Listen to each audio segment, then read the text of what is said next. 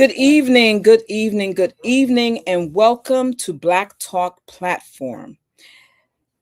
Tonight, you might imagine, I'm angry, and I'm not going to apologize for that because what we are witnessing in this country right now is not confusion, not coincidence, and not clumsiness. It is deliberate racial provocation, and it is being carried out from the highest office in the land.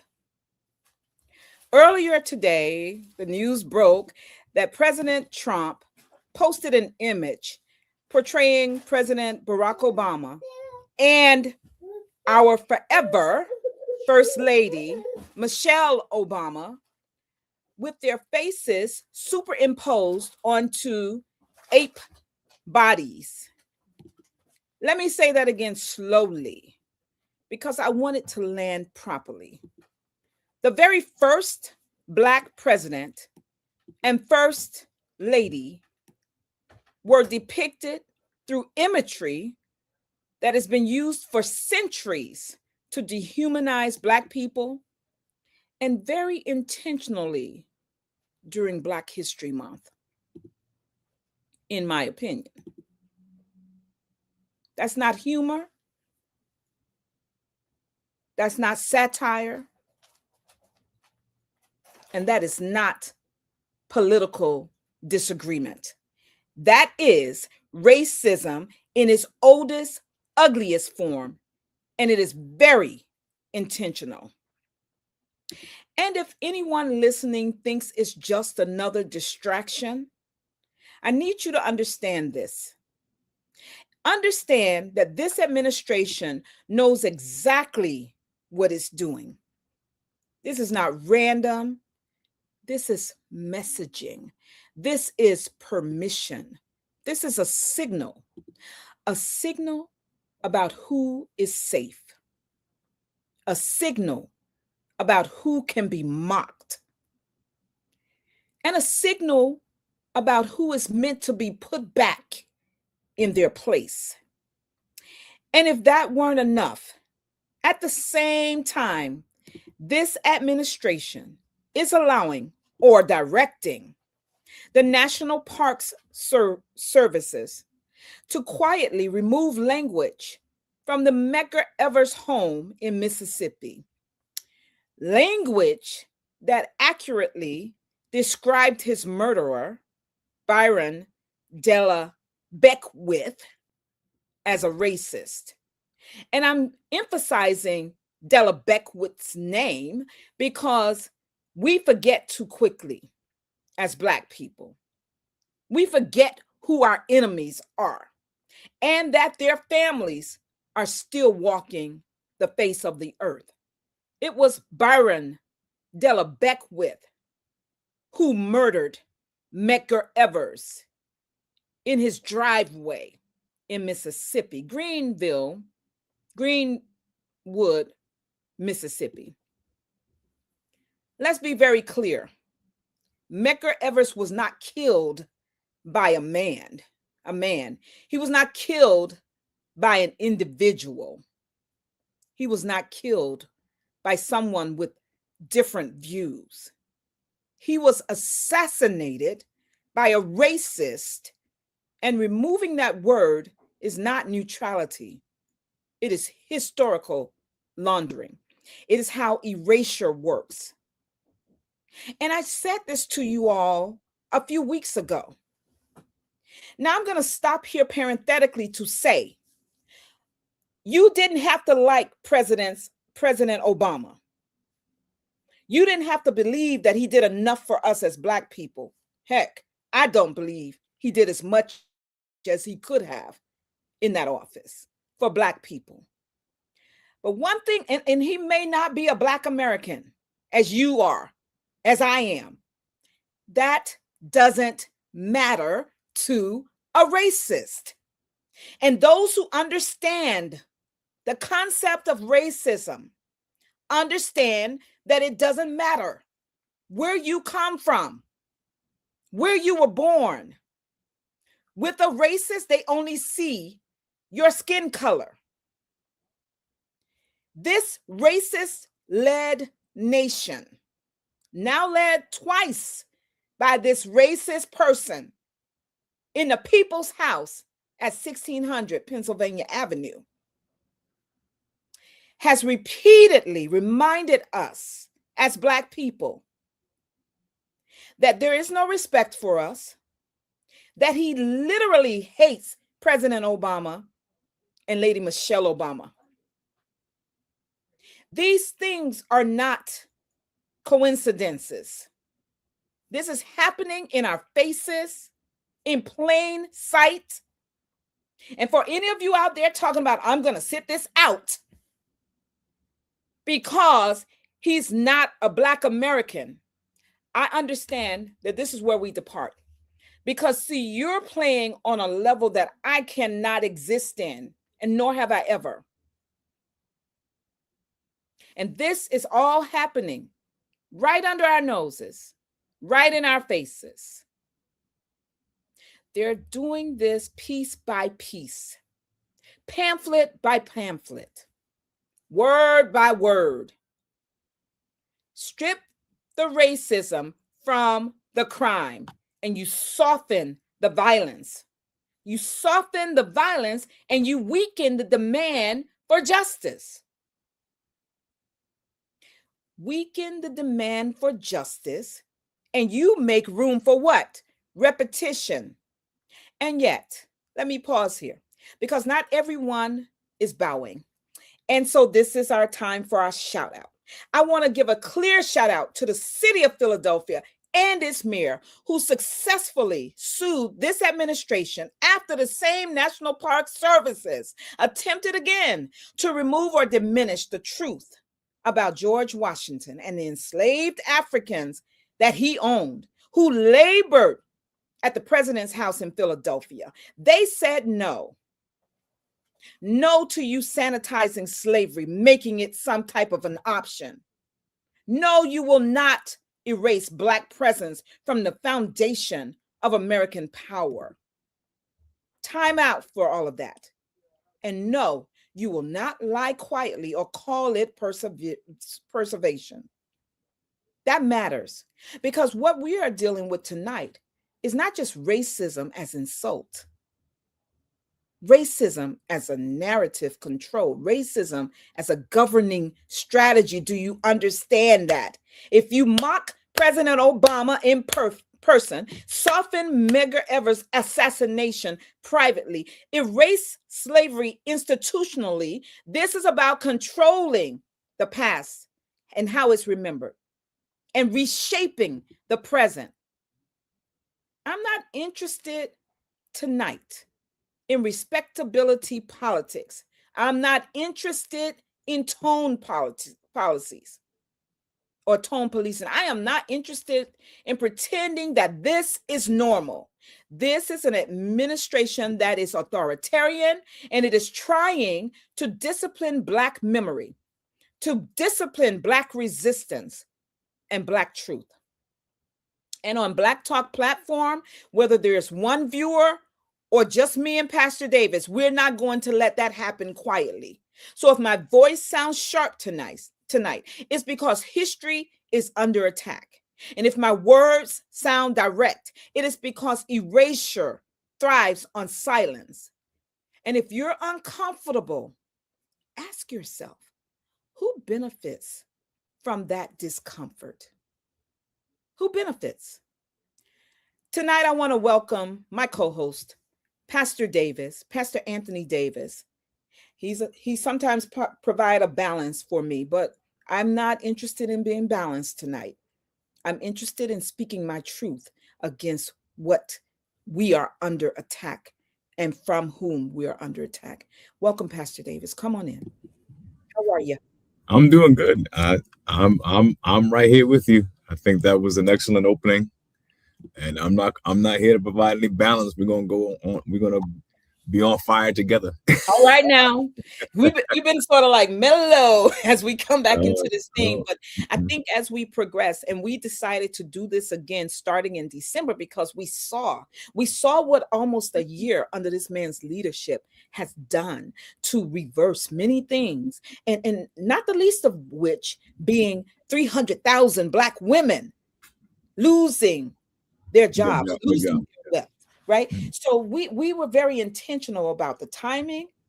And I believe that we're going to be a little more enraged as he is allowed to continue this madness. Jump on in there, Pastor. I'm going to sit back and listen. There's so much to unpack there.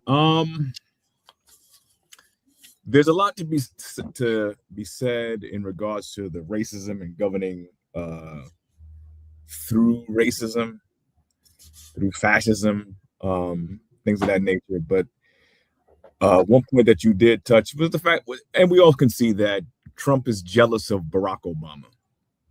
Totally. And he's been jealous from the time that Obama roasted him that time, right? So yes. it's been a lot since then till now. And that may have been one of the motivating factors to cause him to run for president and to try to humiliate Obama throughout his campaign and questioning his citizenship and everything else that we've seen. Trump has been playing this game for a long time. But we can't lose sight of the fact that his wife dropped a Netflix documentary about her life that is not that good. I think some of the reviews about it is that, it doesn't say much about her. It's not a very good documentary. And I think in light of the fact that since her documentary dropped, Michelle Obama's Becoming, I think it's called, the viewership has skyrocketed at the same time. And I think that is the problem. In addition to, of course, racism and fascism and all the Trumpism that we want to talk about philosophically and ideologically. Mm-hmm. But we can't lose sight of the fact that he's just jealous of Obama. So I think that the moment that we saw with him posting that was an unhinged moment, right? One of many. One of many unhinged moments where he has no filter, he has nobody. Now, it's an unhinged moment. I think anybody with any kind of sense would say that this is a problem. So obviously the backlash has been sharp. Yes, it's been international, even international. Any president in their right mind, anybody wouldn't be this blatant. So of course they've deleted it, right? It's been deleted, and then I think the White House initially defended it to some extent, tried to defend it. Mm-hmm. But since then, that they've blamed it on a staffer now. Right. They've deflected. He's never going to take full ownership of this. He's not going to do that. It's going to be the fault of a staffer. But we all know that it was an unhinged moment, an emotional moment, a very truthful moment in terms of who he is as a person. But being an unhinged and someone who has mental issues, he realized that he made a huge mistake because of the backlash, and there's no justification. What is sad to me is I'm not surprised. This doesn't surprise. I don't think it surprises you or anybody that he would do something like this. It doesn't. But what is problematic is the people who we may know who are friends or people, associates, or who I've seen defending it or making light of it. That's the problem. That there are people who it resonates with, or forget about those who would agree with it or try to defend it, but even the silence from a lot of people, a lot of white people that you might know, I might know, we all might know, they're silent about it, and it's just we're so complicit in it. There's no denouncing it. There's no being vehement about denouncing it. Be loud, strong about it.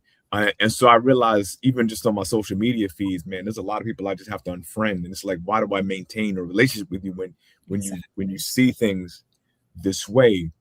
But this is Trump. I'm not gonna I know we talk about balance. I'm not going to be any more louder than this, Yeah. because Yeah. this is what it's all about, from everything related to critical race theory and everything about sanitizing American history, sort of downplaying America's racism, and uh, everything related to how America was founded. It's going to be revised.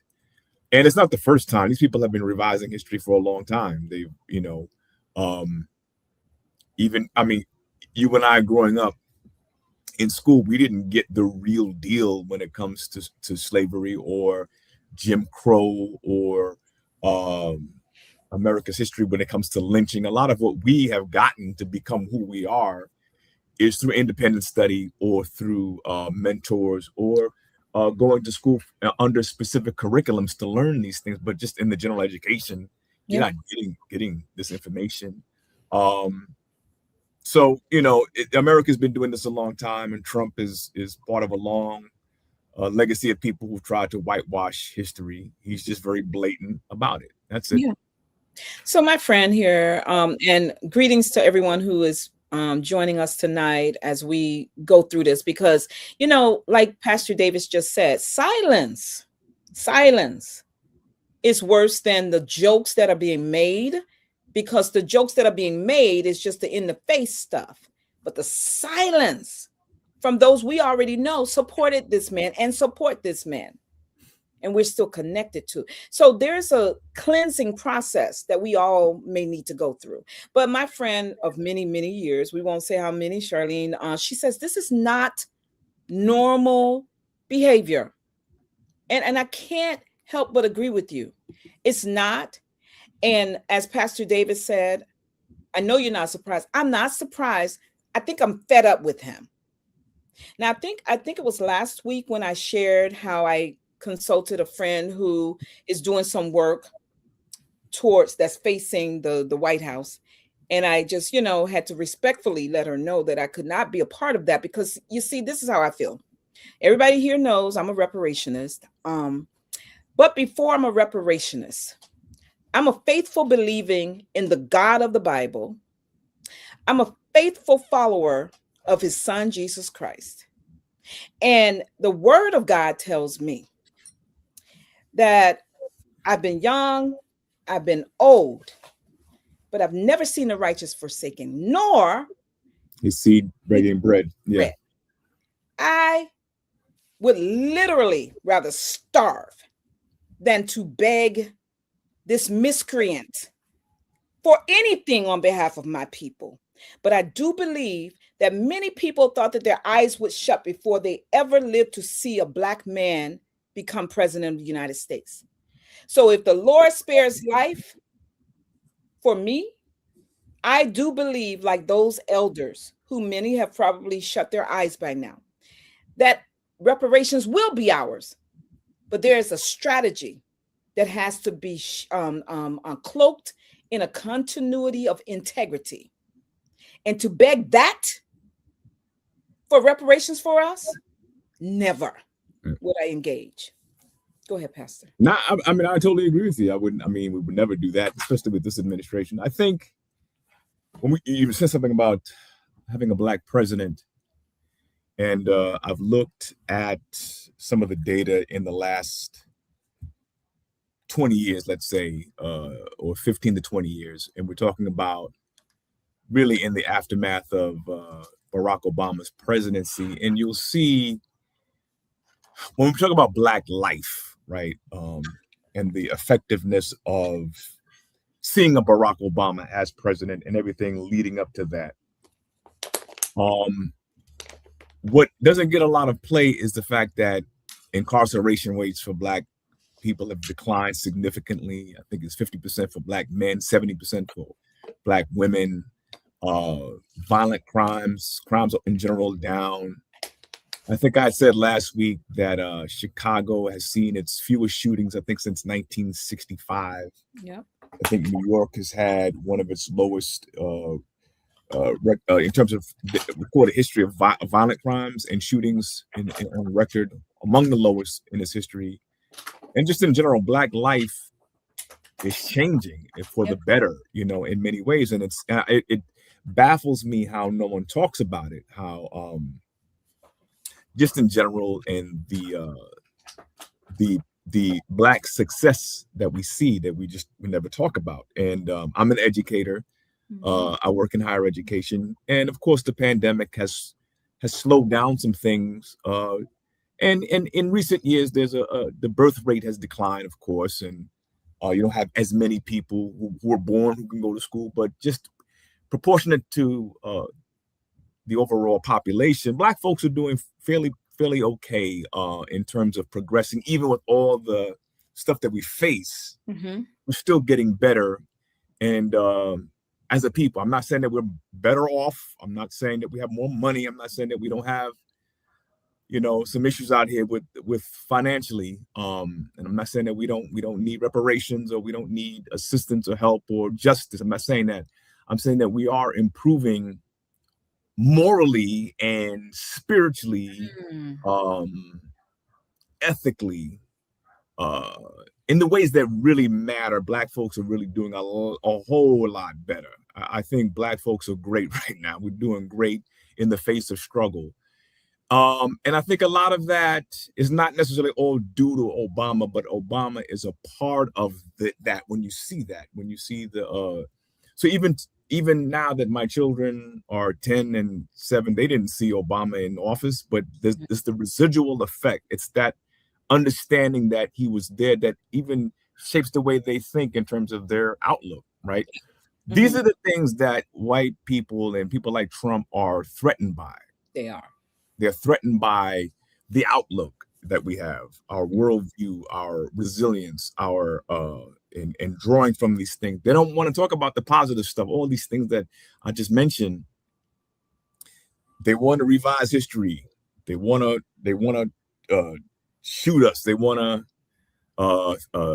use terrorism, domestic terrorism against us, right? Yeah. To keep us back, right? And to rewrite our history, and to do all these things, and to make memes about Obama and his wife, and to really just disrupt us, because they're afraid of this. They're afraid of this, and they feel like they're losing something. They're losing their country. They're losing their grip. They're losing the narrative. And so all of this is designed. They're grasping for something that it's already past them. Right. And you touch on a good point when you connect some of the advances or some of the return to a level of morality that has plagued us since the civil rights movement in a very large way, when you are able to connect it to some sense of Obama having occupied the White House, right? I think that enough of us are saying, you know what? In his first administration, many of the things he did were get back at President Obama. Absolutely. So now he's into his second year of his second term, and many of the things he's doing is a sense of get back at Obama. So Pastor, I believe, this is my theory. Yep. I don't really have time to, at this point, to really research it, but this is my theory. From the immigration raids to the very blatant erasure of history, because it's not just our history as Black people, it is American history, the ugliness of slavery, of Jim Crow, all of that. All of these things are ultimately to demean us as Black people. I don't think it's a hard theory for me to prove. I think I can prove it, just need the time. But if you think in terms of the Haitian Revolution, where they were successful at driving out the French, they are so concerned in this Western Hemisphere about the rise of Black people. If they could ever close their eyes and wake up and see us united, just a mosaic of different shades of black, they would be shaking in their boots. Absolutely. Because for those who don't know, Haiti just stopped paying reparations to Mm. France within the Mhm. last 10 years. Yeah. Ludicrous. Ludicrous. And again, I don't care what people think about Burkina Faso, Mali, and Niger. They are rising up. They are kicking out these imperialists. And don't believe for 1 minute that the United States is not conspiring with France and other European nations to get back into those countries. I'm telling you, you got to look at this stuff. And I'm not saying that to you, Pastor. I'm just saying it to our audience. Stop thinking that everything is as it seems. It's not. Yeah. But to your point again, let me go backwards. We are, I believe, as a people, regaining a sense of self. In a Pan-African sense as well. I think that in light of everything you just said, I think that awareness of what's happening in the diaspora Mm-hmm. is increasing. I mean, it's even increasing in the Latin American countries. You see a lot of Latin American countries, those who are, who are connected to their African roots.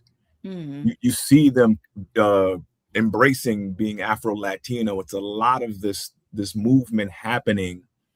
You see stuff, like I said, I think I may have said before on TikTok and in different in Instagram. You see people talking and the types of conversations. People are beginning to awaken, and that's what it's all about. Is really to keep people in the dark. And I think I've even seen there was a young lady talking about the history of lynching and the white attitudes and disposition, and I think they were referencing a book, Without Sanctuary, if I would say, for the audience, is an important book that you should look at. It's a pictorial history of lynching. And so I saw a young lady posting that and going through that and showing white dispositions and attitudes in photographs as they were lynching and burning black men or hanging black men and black women, children. How these same white evangelicals going to church are at these lynchings and they're smiling. Their children are there. They're like a black man's in front of them burning or hanging, and they're just like a picnic. Right. That's the stuff that we need to understand. That's what they're trying to erase. They're trying to minimize these things. Yeah. But there's a group of people that is rising up and saying, no, this is the history that they didn't show us. Right. And so it's connecting us. Right. We're seeing the truth about the history. And they can't have us uniting this Pan-African movement, right. This black movement.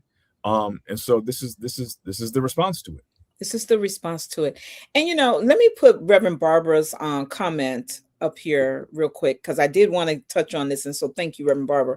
I don't know if you saw this earlier, Pastor, but Senator Tim Scott of South Carolina, the only Black Republican in the United States Senate, he posted on X that he was praying it was fake because it's the most racist thing I've ever seen out of this White House, adding that the president should remove it. So as Pastor Davis mentioned earlier, it has since been removed.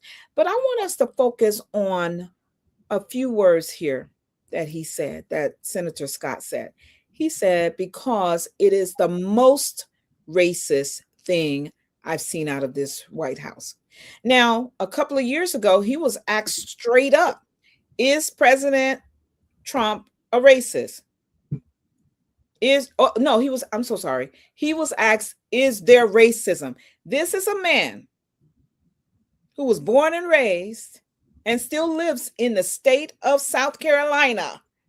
The state of South Carolina. He was asked, was there racism today? And he said no. Now, but for him to say that this is the most racist thing coming out of this White House, That means that he has sat up there and voted with the 40, the 52 other senators who are all white, Yeah. in lockstep with whatever this president has asked, Mm-hmm. acknowledging right here today that he has sat through other racist things that have come out of this White House. So while I guess it's remarkable, meaning we can talk about it, not because it's great, that he came out and made a statement. To me, it doesn't really matter, No. because there's some white Republican senators who've also come out and made statements against it. So I just really want us to look deeper. Yes, good. I don't see that changing Senator Scott. He's still got to go back to South Carolina, to the racist people who elected him and sent him up to Washington, D.C. to bring them back stuff. He's still got to go back to them and say, so what I really meant, and I'm still in the president's camp. He's got to go and shuck and jive some more, because that's what he's done. And this is a highly intelligent man. He is highly intelligent. However, like the rest of the Senate, he has sold his soul to the devil. Yeah. It's hard not to make that kind of statement from him, because again, this is egregious. The optics of it is terrible. Right. And so, and he's got constituents as well. He has to say something. He can't. This puts him in a very awkward position, and a lot of people. Yeah. Now, when you and we have to discuss the other parts in terms of, like, looking at the Philadelphia situation with the injunction. All of this is tied because this president's ideology is front and center of trying to not just whitewash, change the narrative, but trying to lessen the American history when it comes to its racism. It's just been so terrible. So what he's done with this post is so egregious. It makes it now it all has to be looked at closely. And that's what makes this thing with Philadelphia and their sort of legal victory, right, with the federal judge's injunction, it highlights it even more, because we can all see what's happening, right? We can't make it his ideology becomes front and center with what he did today. Yeah, absolutely. Yeah. And woe unto the poor staffer who's being thrown under the bus. So we're supposed to believe that late in the midnight hour, Trump, who loves to get his little Truth Social or X fingers typing, released his account to a staffer in the middle of the night who had free reign to put whatever he or she wanted to put. The question that's not being posed, first of all, we don't believe that. We don't believe it. It's a lie. We don't believe it. But the question being posed is, if that is the official story now, later in the day, because we do know that Carolina Lovett said, oh, what are they talking about? They can go and report on something that's meaningful to the American people. I'm paraphrasing. Yeah. She poo-pooed it. But then they came out with this as the complaints and the criticisms of President Trump kept, building. You have to wonder, what would make a staffer feel that it's okay to post something like that on the president's social media page? Why would a staffer ever feel comfortable doing something like that? Save they have permission to do things like that. It wasn't bad enough last week that they posted about Don Lemon.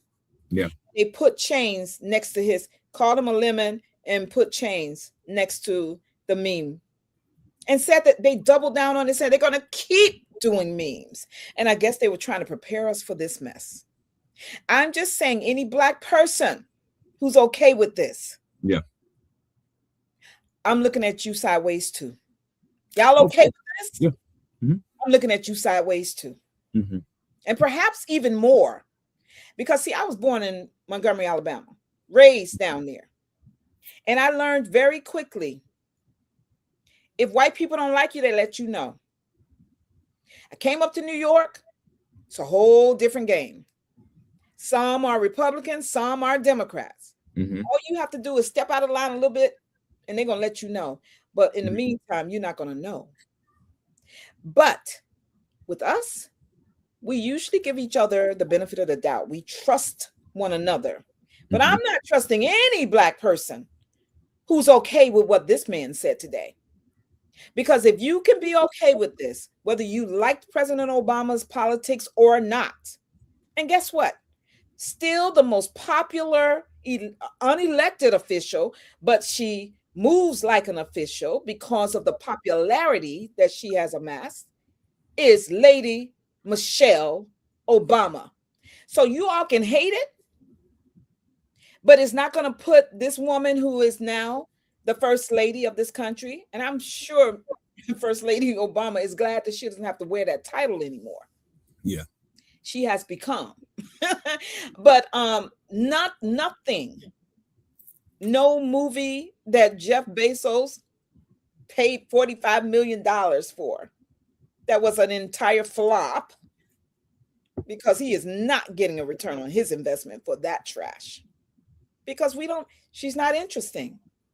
She's not interesting. But I don't really need to do that. I don't really need to go down a rabbit hole of tearing her down, because she is what she is, right? And one thing I can say about her, over the years that we saw her raising her son, Baron, she loves that baby, who's a man now, right? She loves Baron. So kudos to her being a good mother, whatever.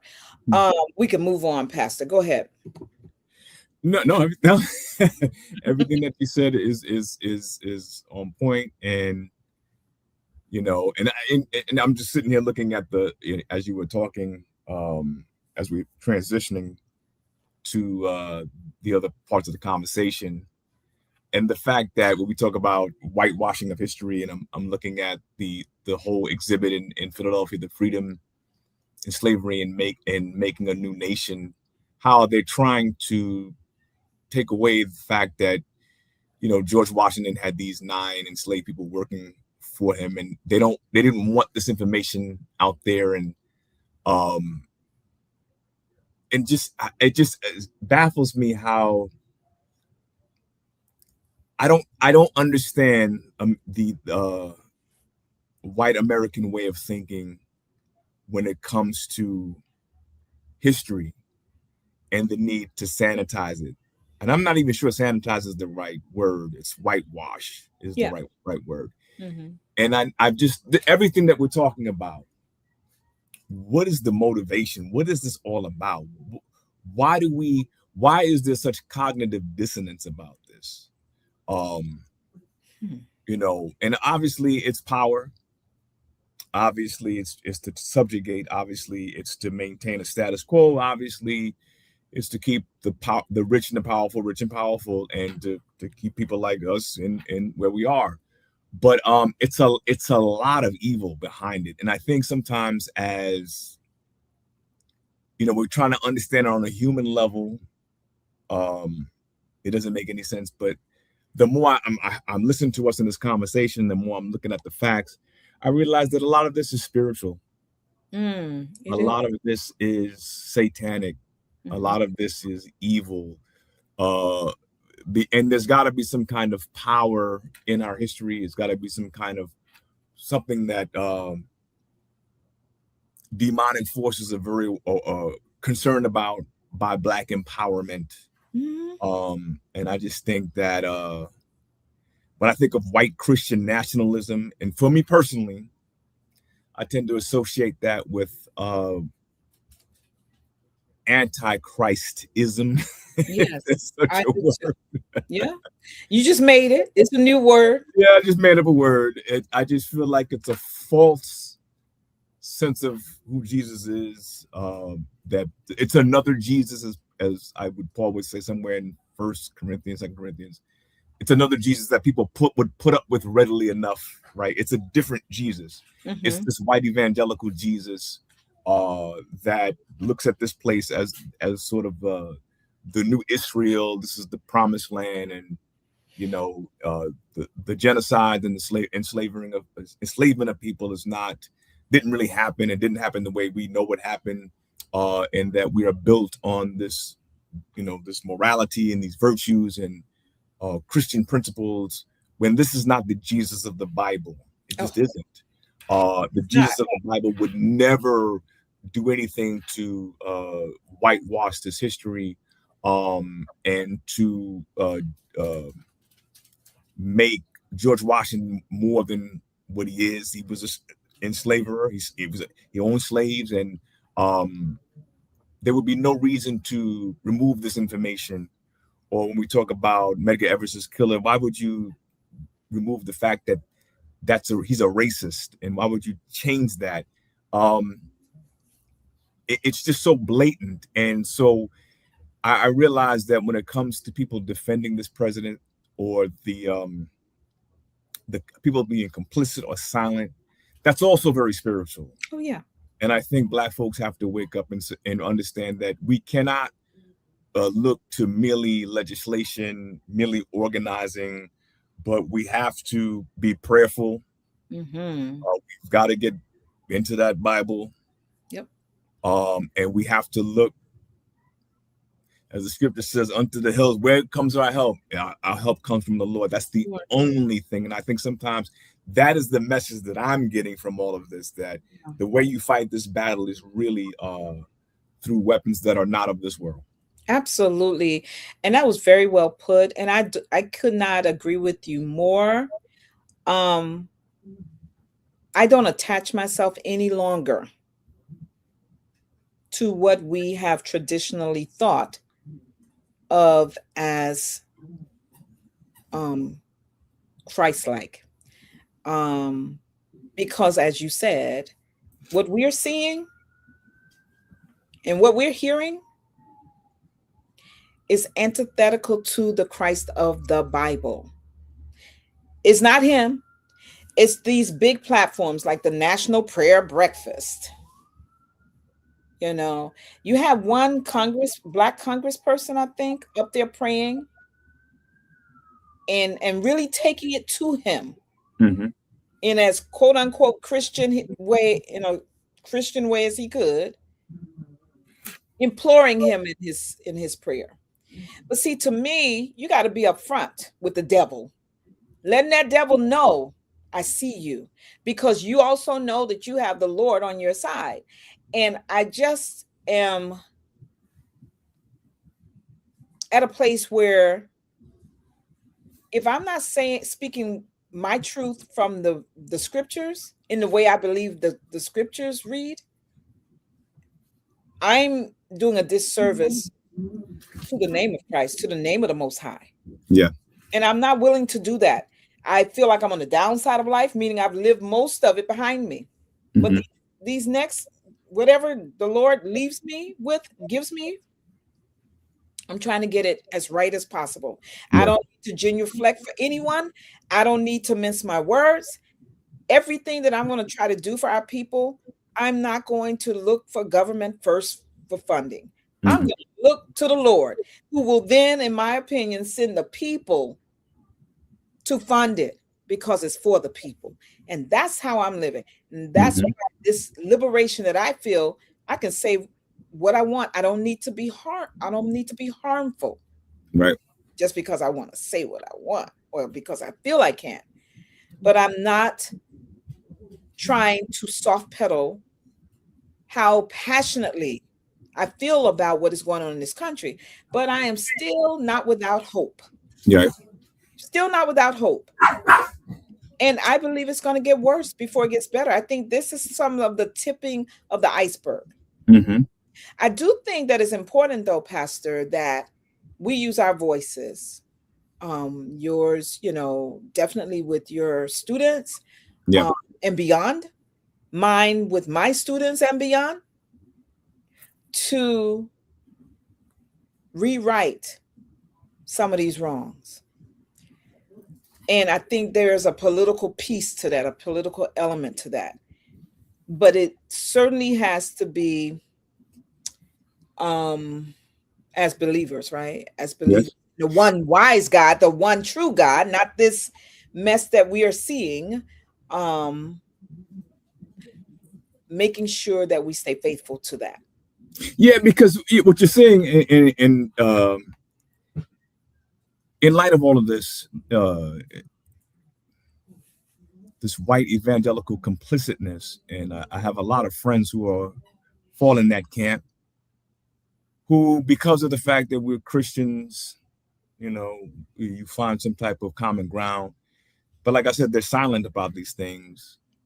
And so there are, even amongst the white evangelicals, a lot of them are coming out of the matrix, and they're beginning to, some white Christians are starting to talk about what it's like to be part of the conservative Christian group and how racist that they really are. And people are starting to write books. There's one of the books is by a person, Jim Walls, who writes The False White Gospel, right? And he talks about white Christian nationalism. And then there's another book for the audience. It's called Nice Racism by Robin DiAngelo, right?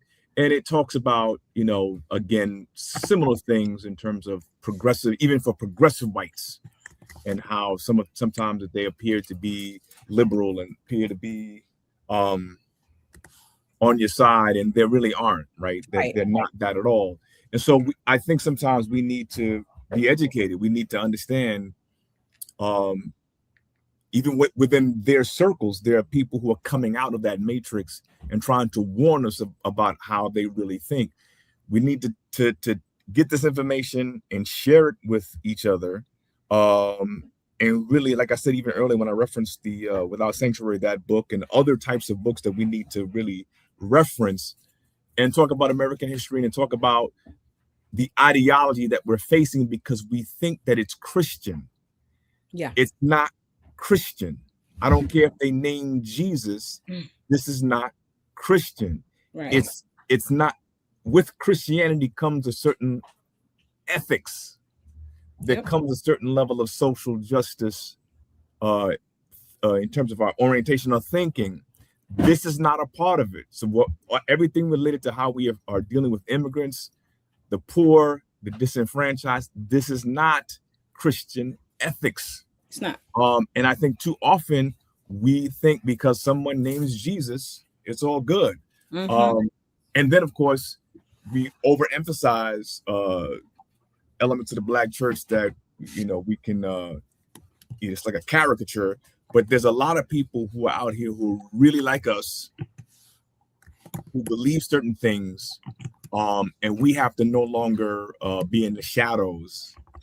We have to be at the forefront, being prophetic. And I like that word. It's time to be very prophetic in season and out of season. In season and out of season. And let me say something about that too. It may be controversial to some who may be listening.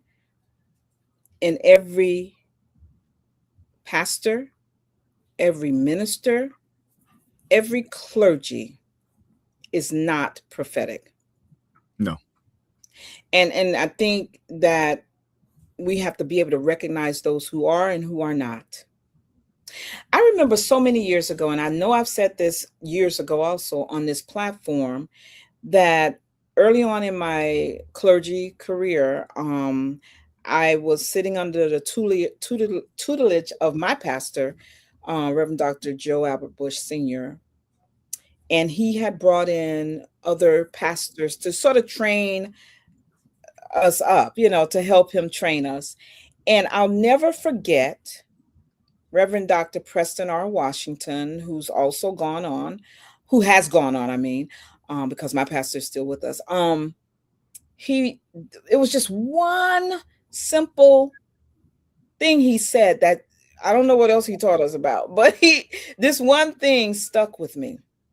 There are no permanent enemies and no permanent allies. Right. And he wanted us to know that, because we were, young in ministry, and we didn't know that there's so much infighting within clergy and all of that. And he wanted us to know. And he also wanted us to know how that is true when you speak about politics and other areas of your life. My mother taught us that, teeth and tongue fall out. And that's when you bite your tongue, that's when they fall out. But I said that to say, you know me, I have given the Congressional Black Caucus a lot of flack, Yep. as well as the legacy organizations. But we're not going to always agree, period. Mm-hmm. And I've never thought of, let's say, Reverend Al. I've never thought of him as an enemy. Right. One thing I have always thought about him was his incredible ability to, to galvanize us around topics. And so I say that to say, we love one thing Black people do that other groups don't, at least they don't do it in public, is we write people off. Right. We don't want nothing to do with them. They do one thing, we don't want nothing to do with them. Mm-hmm. We have to be strategic in this next move, because if we are to leave anything for our children, and don't ever forget that Rome fell. Oh yeah, no doubt. I don't think people remember that. And that's why when you talk about the prophetic voice, you need people who are not just trying to get a rise out of people, get them up in the aisles, jumping up and down. You need people who, whether they have trained scholarship or not, they can get into the Word of God and show you how some of this stuff that's going on right now, though I'm very angry about, it's all been prophesied. Oh yeah. It's not new. Nothing is new under the sun. Yeah. And so how do we read those prophecies, apply them to what is happening now, and keep moving God's people forward? Mm-hmm. And that's the I don't know if it is a challenge. It's a challenge for people like Pastor Davis and myself. Why? Because too many people have itching ears. They don't want to hear the truth. Yeah. We're already talking too much about this. Oh, that was just Trump being Trump. Really? And that makes it okay. It doesn't.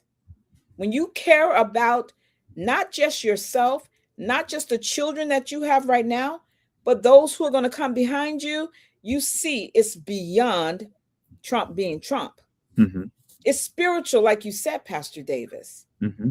And if we can't get spiritual people to understand that, the struggle will continue. Can you speak to that? How do we get our people to open up their ears, open up their eyes, and stop dismissing the assault on our people? And that's sort of what I was trying to say earlier, that I think that, let me just say it like this, and I'm going to speak from my opinions. Mm-hmm. And sometimes when I think about the church in a commercial sense, right, or mainstream sense, I'm losing personally some faith in mainstream church. Okay. I do believe that there is a movement, I call it the underground movement, of people who are being detached from commercial Christianity. And I think sometimes as Christians, we get afraid that people start talking about the ancestors, or start talking about other things, and they get very afraid of that stuff. And I'm not saying it's good or bad, or it's just people unplugging from the matrix. Mm-hmm. They're unplugging from white Christian nationalism, and they have to go through a process. And I trust God, right? So I trust God, and I believe God knows what he's doing. And I think sometimes we have to understand that white Christian nationalism is a pervasive thing, and it's within our sanctuaries, right? So the scripture talks about living in these last days, and it talks about the Antichrist, the son of perdition, or the son of destruction, sitting in the temple of God, proclaiming to be God, the strong delusion. And the strong delusion is already at work, as the scriptures seems to suggest. And it's there already proclaiming to be God. So much of what we're getting is a false gospel. And we think that we're sitting in here believing in this Jesus. No, we need to unplug from this and go through whatever process we need to go through to connect with the real Jesus. Yes. And I think that's happening in an underground way where people are detaching from this and looking for a God of justice, a God of righteousness, and people are looking for it. And I think God is big enough, strong enough, wise enough to be able to handle people along that journey. And I think it's happening. I think it's happening far more than what we think. It's just not in the package that we readily recognize. But as I said earlier in starting of this program, that I see Black folks changing. I see a difference in Black people in terms of how we study, how this generation critiques so well, it analyzes so well. When these TikTokers or IG folk get on, they're putting on accurate information. They're going through certain things, and they're showing us really everything related to justice, what this presidency is about, critiquing, mainstream Christianity. And I think that it's being picked apart, and we're looking for truth. So I think it's us continuing to be consistent. I don't think we have to be anything extra in terms of standing on a soapbox, but being consistent. And I think there's a group of people who've had enough, who are rising up, because when we need to protest, folks are out there. Yeah. When folks need to be visible, they're out there. There is a movement happening that we have to start to recognize. It just doesn't always look like the way we think it should look like. But like I said, I'm not sold on mainstream anymore. There are people who are doing things today that I'm happy with, right? And so we don't discard anybody. We let people go through this process as long as we have the same goals, which is liberation. And I think liberation of Black folks is a large part of what Christianity is about.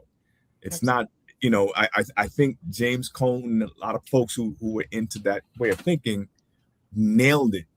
And I think we have to stop looking at those ideas as somehow antithetical to Christian thinking. It's part and parcel to it. And I think what has to happen now, we just have to be consistent and trust God to be God, and he's going to win at the end. Man, he's going to win. I think you said that perfectly. And because he's going to win, those who are truthful and faithful will also win. So we don't have to, I think a righteous indignation, which is how I started tonight, it always has a lane. It always has a lane. But if you stay there, you're not going to make a difference. And I like the fact that you were talking about these underground movements, because listen, that's been our history. That is how we've been able to advance. You can't announce everything. You have to find people who are truly like-minded, and you have to have a level of discernment so that you can pluck out those who've been sent by the enemy. Watch the language, watch what people are saying, watch how they're encouraging you to dismiss the harms that are continuously being visited upon you. And get your strategy from the word. I know this is not just purely a follower of Jesus Christ audience that we have. Y'all see my language? I don't use what y'all used to, because I will not go backwards. The Bible, the Jesus that I meet on the pages of the Bible is not what is most popular. Right. And so I need people like that in my life. I need people who can say, you know what, have you considered this? Because here in this scripture, it says, and maybe we can apply it to the situation that's going on right now. And ultimately, like the old people used to say, baby, take it to the Lord in prayer. That's right. And I think we need to get on, you don't have to physically get on your knees, but there needs to be a face turning towards the Lord. Absolutely. When we get so upset and we're unable to reason and come up with a strategy, and you start home You start in the home, you spread out into your community, one block by one block, until the entire block has the same feeling. And there might be one who doesn't want to take part in it at all, and that's fine. Mhm. But you don't not do. You Yep. must do. So in these last 11 seconds, which of course we're about to go over, I wanted to just point out that I have scrolling across for anyone who's watching, wonderful opportunity that you can participate in from the comfort of your home. And that is the NVCFA. I'm going to give you that acronym. It's their third annual Reparations Summit and Candidate Forum, sponsored by the Loveland Church in Fontana, California. It will be taking place on February 21st from 10 a.m. to 2 p.m. I should have put this as a part of the show, because then I could have given you the direct link. But this, you can go to Eventbrite, put in everything I put there. It'll come right up and you can register. They've been doing this for 3 years. I went to the first one. I was fortunate enough to virtually attend the first one. And let me tell you, consistency, I think you mentioned that before, Pastor. Consistency brings results. They're getting results. Yes. They were already a well-respected church in California. But because they're doing this, and there are 200 recommendations that have been given to the governor and the legislature around the issue of reparations there, they are uniquely positioned to have candidate forums where they are able to probe those candidates about their positions on reparations for the state of California. And of course, that doesn't have a direct impact on the work that we're doing here in New York, or the work that has taken place in Baltimore and Atlanta and other areas in the country. But I think to be a part of what is progressing would be a great idea for many of you. It's called the National Volunteer Council on Freedmen Affairs. And that is what that acronym stands for. But please share this out, because their work in this area should be applauded during this month of Black History emphasis. And I just wanted to share that with you all. I will share it on my social media too, with the direct link. But for anyone who is watching, if you just put in NVCFA Third Annual Reparations Summit and Candidate Forum into Eventbrite, you will come up with it, or look for them under their church, Loveland Church in Fontana, California. February 21st. That's towards the end of the month. It's in 2 weeks. Go and support them. And especially if you are interested in reparations at all, please support them. Pastor, I'm going to turn it over to you for you to close us out, and we'll be back here next week. Hopefully we can get into some of the things you were talking about rather than having to respond to nonsense. Yeah. And I would just, sometimes when I come on here, I like to reference books in light of the conversation. Mm-hmm. And a good book is Erasing History: How Fascists Rewrite the Past to Control the Future by Jason Stanley. He's the best-selling author of a book called How Fascism Works. This what Trump is doing is nothing new. So that's a really good book. Can you repeat the title? Erasing History. Erasing History. That's really the name of the book, and the subtitle is How Fascists Rewrite the Past to Control the Future. That's Jason Stanley. So it's Erasing History by Jason Stanley, and he's also the best-selling author of How Fascism Works. So I think that would be a great book. The War on Critical Race Theory. What? I'm so sorry. Jason Stanley? Yep, Jason Stanley. Okay. Yeah, Erasing History by Jason Stanley. And one more would be The War on Critical Race Theory by David Goldberg. These are books to let us know that Trump has a playbook. He has a playbook that he's following that's long-standing, and these authors who are not Black, they're white, are Goldberg's first name? David Goldberg. David. Yep. I'm sorry. That's okay. So it's The War on Critical Race Theory.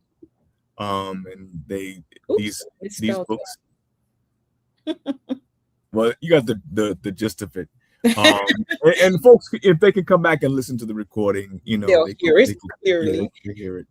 But it's these books, like I said, it's a playbook that's long standing, and these books sometimes help shape thinking and understand how to respond to it and what to do. So I just think we need as much information as possible, and I think reading and filling the mind with wisdom is also needed to be consistent, to be prophetic. Absolutely. Mm-hmm. Well, I want to thank you, Pastor, for your superb contribution as usual to Black Talk platform tonight, and helping talk through some of these things and getting us to the crux of it being a level of spiritual battle and Yeah. warfare Mm-hmm. that we are being assaulted with daily. But I think ultimately, as the church loves to recount or restate often, no weapons that are formed against us really, No, really, they won't be able to prosper. They're going to look like it. They're going to look like it. yeah. But let me say this, and I promise you all, because Pastor David's supposed to have the last word, but I got to say this in relation to what I just said about no weapons forming against us. So the 300,000 people who we keep talking about are the federal employees who lost their jobs, and most of them were women. Many of them were women. We got to shout out the mayor of Baltimore and the governor of Maryland for creating jobs Wow. for those who were displaced by the federal government. I love that. I love that for us. I love that for us. So kudos to Governor Westmore and Mayor Brandon down in Baltimore, who's really doing the thing. We might need to look at him a little closer too, because he is doing that work, and he's still one of the youngest mayors in this country. So that's Part of that underground movement, part of that younger generation that's getting it done. absolutely. Yeah. And I'm hopeful that I'll be able to meet him next weekend up in Albany. But that was me just trying to show you all that while the weapons may form, the Lord always has a ram in the bush. And that in this case was the governor of Maryland and the mayor of Baltimore. Yep. So, Pastor, I'm going to still give you the last word. No, you hit it. I'm glad you ended with that. Okay. Because that's why that right there, people like that is what gives me that hope. Mm-hmm. And I said, God, we don't have to worry about it. You guys. You said that ram in the bush, that somebody's there. Yep. All you and I have to do is be consistent. Yep. Be there, be supportive. And God is raising up these people. And I like the way they think. And like those 300,000 in that area. And there was people who were losing their houses and couldn't pay those mortgages in that area. This has been somewhat mitigated through these efforts. And that's what we need. Absolutely. That kind of action. Mm-hmm. Absolutely.